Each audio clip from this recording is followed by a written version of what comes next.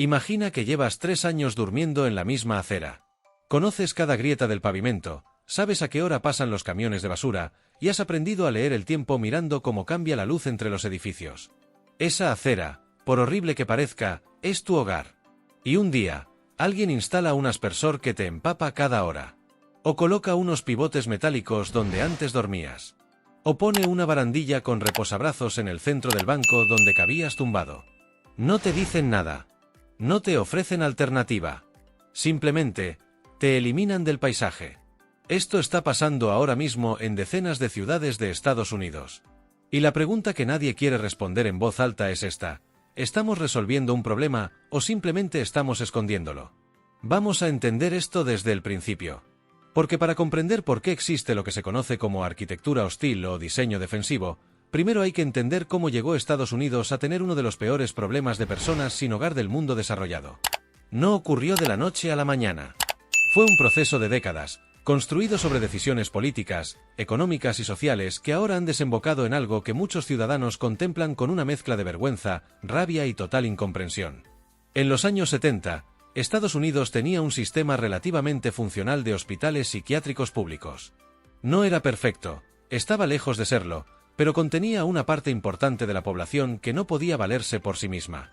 En 1963, el presidente Kennedy firmó la Ley de Salud Mental Comunitaria, con la intención de cerrar esas instituciones y reemplazarlas por centros comunitarios de salud mental distribuidos por todo el país. La idea sobre el papel era buena. La ejecución fue un desastre absoluto. Los hospitales cerraron. Los centros comunitarios nunca llegaron a construirse en suficiente número. Y miles de personas con enfermedades mentales graves fueron literalmente soltadas en la calle, sin red de apoyo, sin medicación garantizada, sin ningún lugar a donde ir. A esto súmale la crisis de heroína de los 70, la epidemia de crack de los 80, y más tarde la devastadora crisis de opioides que comenzó en los 90 y que todavía hoy mata a más de 80.000 estadounidenses al año. Súmale también la paulatina destrucción del parque de vivienda pública. Durante la era Reagan, el presupuesto federal destinado a vivienda asequible se recortó en un 70%. 70%. En una sola década. El resultado es lo que ves hoy en Los Ángeles, San Francisco, Seattle, Portland, Nueva York, Denver, Chicago. Campamentos que se extienden durante kilómetros. Tiendas de campaña bajo autopistas. Personas que llevan años, a veces décadas, viviendo sin un techo. Según los últimos datos del Departamento de Vivienda y Desarrollo Urbano de Estados Unidos, en una sola noche de enero de 2023, más de 650.000 personas estaban sin hogar en el país. Y eso es solo lo que se puede contar en una noche puntual. Los expertos estiman que la cifra real, contando a quienes duermen en coches, en sofás de conocidos o en refugios temporales, podría multiplicarse por 3 o por 4. Ahora bien, ¿qué hace una ciudad cuando no sabe qué hacer con este problema? Cuando los recursos son insuficientes, cuando la voluntad política es escasa, cuando los vecinos se quejan, cuando los comerciantes amenazan con irse, cuando los turistas dejan de venir. La respuesta, en demasiados casos, ha sido esta: si no podemos resolver el problema, al menos hagámoslo invisible. Y para eso, han diseñado las ciudades para que las personas sin hogar no puedan quedarse. La arquitectura hostil no es nueva. Lleva décadas existiendo, aunque durante mucho tiempo nadie le puso nombre. Los primeros ejemplos son casi inocentes en comparación con lo que vino después. Bancos con apoyabrazos en el centro para que no puedas tumbarte. Superficies inclinadas en los alféizares de las ventanas para que no puedas sentarte. Suelos irregulares bajo los puentes para que no puedas montar una tienda de campaña. Pequeñas modificaciones urbanas pensadas no para mejorar la experiencia de los ciudadanos, sino para expulsar a los más vulnerables. Pero en la última década, esto ha escalado a algo que ya resulta difícil de ignorar. Y hay varios casos que se han vuelto virales en redes sociales, generando debates encendidos en todo el mundo. El primero que hay que conocer es el de los aspersores. En ciudades como San Francisco, Portland y Seattle, algunos propietarios de locales comerciales han instalado sistemas de aspersores en las fachadas de sus edificios que se activan de forma programada durante la noche. No para regar plantas. No para limpiar la acera. Sino específicamente para empapar a cualquier persona que intente dormir en ese espacio. Cuando esto salió a la luz pública, la reacción en redes fue inmediata y furiosa. Imágenes de personas mayores, de mujeres con sus pertenencias empapadas, de gente que despertaba en medio de la noche tiritando de frío, se viralizaron en cuestión de horas. Las empresas que habían instalado estos sistemas tuvieron que enfrentarse a boicots, a protestas y a cobertura mediática internacional. Algunos alcaldes salieron a decir que investigarían la legalidad de estas instalaciones. Pero la realidad es que, en muchos casos, no había ninguna ley que lo prohibiera explícitamente. Luego están los llamados anti-omelés espiques, los pinches o pivotes antimensigos. Pequeñas protuberancias metálicas o de piedra instaladas en el suelo, en los escalones de los edificios, bajo los puentes, en cualquier superficie plana donde una persona pudiera sentarse o tumbarse. Londres fue una de las primeras ciudades en verse sacudida por este debate cuando en 2014 aparecieron unos pinches metálicos en el portal de un edificio de lujo en el barrio de Southwark. La fotografía se hizo viral en todo el mundo. Pero el fenómeno no era exclusivo de Europa, estaba siendo replicado masivamente en ciudades americanas. En Los Ángeles, por ejemplo, se han documentado decenas de casos de propietarios privados instalando estos elementos sin ningún tipo de permiso ni control municipal. Y las autoridades, en muchos casos, miraban hacia otro lado. Después está lo que quizás es el ejemplo más perturbador de todos, las llamadas anti-omelés boulders. Rocas. Piedras. Enormes bloques de hormigón o roca natural colocados estratégicamente bajo los puentes de autopistas, en los márgenes de los ríos, en cualquier espacio que pudiera servir de refugio. Houston fue una de las ciudades que adoptó esta práctica de manera más descarada. Cuando el alcalde de Houston, Sylvester Turner, anunció en 2019 su plan de colocar rocas bajo los puentes para disuadir los campamentos, la respuesta ciudadana fue de incredulidad. Activistas, periodistas y ciudadanos de a pie preguntaban lo mismo.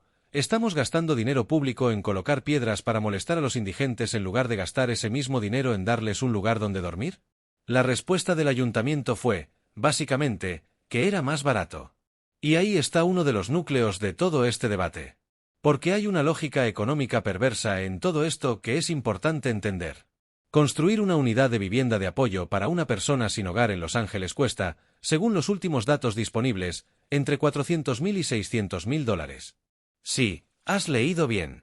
En algunas partes de California, el coste ha superado el $1.000.000 por unidad, en lo que se ha convertido en un escándalo de gestión pública de proporciones épicas. Construir un sistema de aspersores cuesta unos pocos cientos de dólares. Instalar pivotes metálicos cuesta unos pocos miles. Colocar rocas cuesta relativamente poco. Para un político que necesita mostrar resultados inmediatos, que necesita calmar a los vecinos que se quejan, que necesita que su ciudad parezca limpia y ordenada, la arquitectura hostil es una solución rápida, barata y, sobre todo, políticamente cómoda. El problema es que no resuelve absolutamente nada. Esto es lo que los expertos en políticas de vivienda llevan años gritando sin que nadie escuche. La arquitectura hostil no reduce el número de personas sin hogar. No las ayuda a encontrar trabajo, ni a superar una adicción, ni a acceder a tratamiento psiquiátrico. Lo único que hace es moverlas. Las empuja de un barrio a otro. Las aleja de los centros urbanos hacia las periferias. Las hace menos visibles para los turistas y para los votantes de clase media. Pero siguen ahí. Y en muchos casos, al alejarlas de los centros de servicios sociales, de los comedores, de los puntos de distribución de metadona o de naloxona, la arquitectura hostil literalmente mata personas. Hay un estudio publicado en la revista académica Journal of Urban Economics que analizó el impacto de las políticas de dispersión de personas sin hogar en 70 ciudades americanas.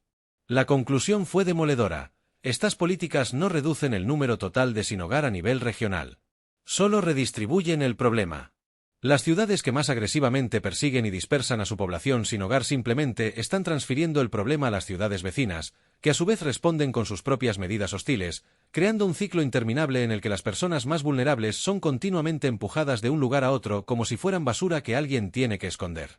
Y aquí viene una parte de la historia que muchos no conocen y que es fundamental para entender por qué este debate se ha vuelto tan explosivo en los últimos años.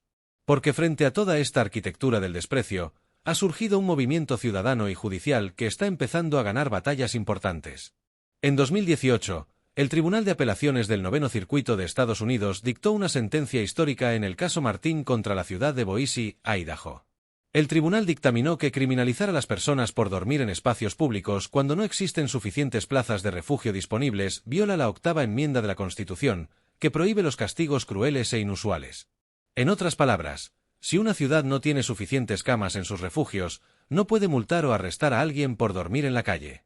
Esta sentencia fue un terremoto jurídico. De un plumazo, Varias de las tácticas más agresivas que las ciudades usaban contra las personas sin hogar quedaban en una situación legal muy complicada. Las ciudades intentaron esquivar la sentencia de diversas maneras. Algunas simplemente ignoraron el fallo y siguieron haciendo lo mismo. Otras aumentaron el número nominal de plazas de refugio, aunque esas plazas tuvieran condiciones tan malas que las personas preferían la calle. Y otras, las más cínicas, recurrieron precisamente a la arquitectura hostil, porque mover a alguien instalando rocas o aspersores no es técnicamente criminalizarlo, pero tiene el mismo efecto práctico. Pero en 2024, el Tribunal Supremo de Estados Unidos revisó esta doctrina en el caso Grants Pass contra Johnson, y por 6 votos contra 3 decidió que las ciudades sí pueden prohibir acampar en espacios públicos independientemente de si existen alternativas disponibles. La decisión fue celebrada por alcaldes y gobernadores de todo el espectro político que llevaban años quejándose de que la sentencia Boise les ataba las manos.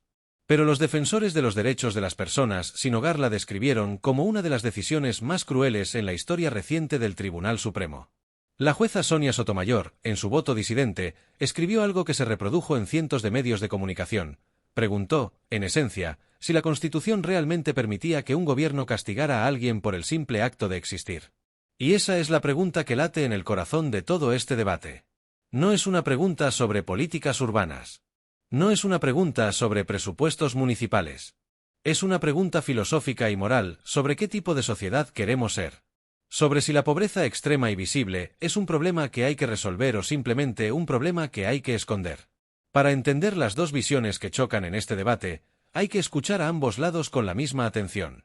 Los que defienden las medidas de disuasión, incluyendo a muchos pequeños comerciantes, vecinos de barrios afectados y algunos políticos progresistas que también han adoptado posturas duras ante la crisis, tienen argumentos que no se pueden simplemente descartar.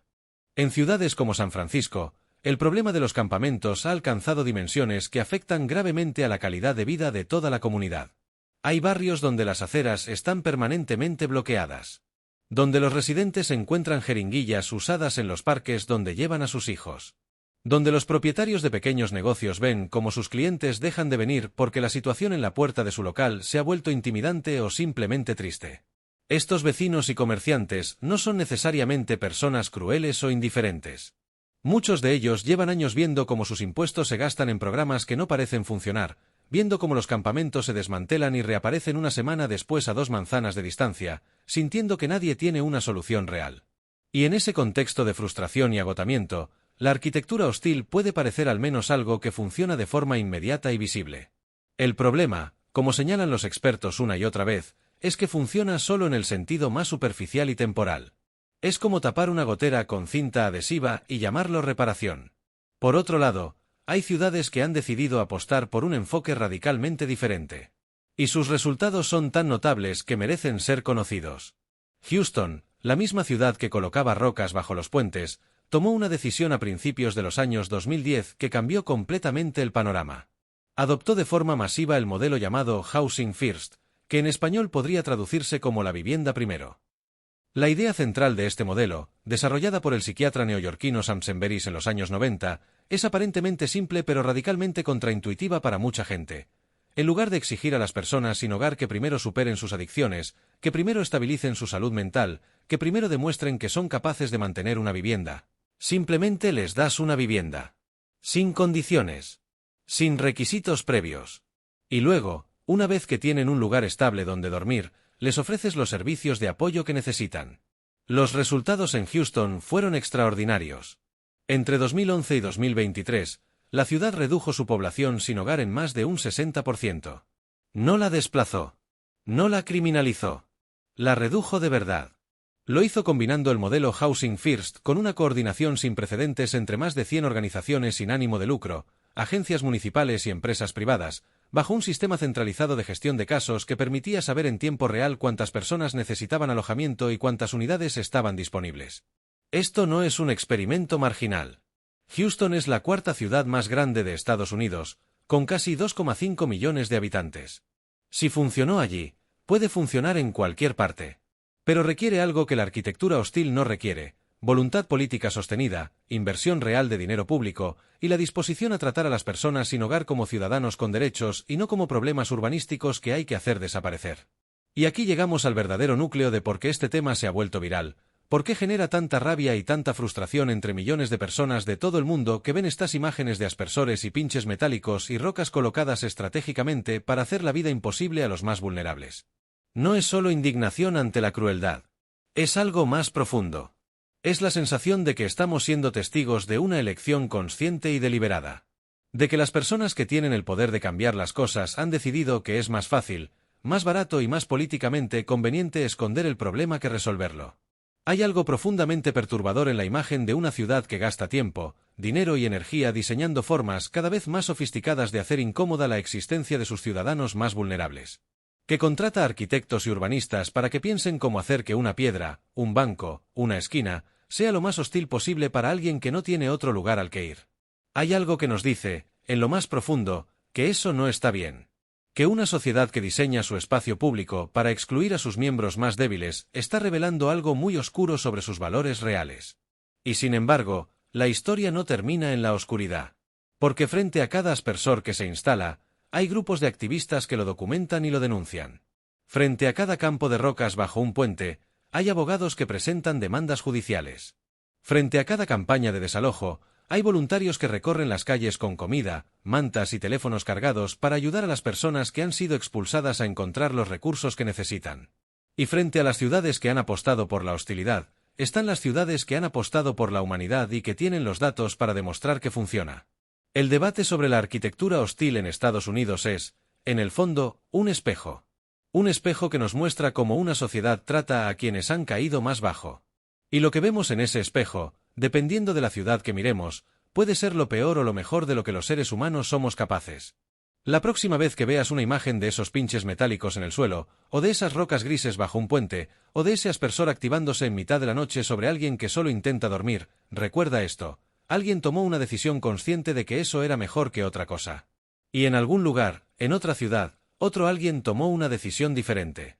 Y esa ciudad tiene hoy un 60% menos de personas durmiendo en la calle. Las decisiones importan. Las ciudades que elegimos construir importan. Y la forma en que tratamos a los más vulnerables dice más sobre nosotros que cualquier edificio, cualquier monumento o cualquier eslogan político que hayamos sido capaces de crear.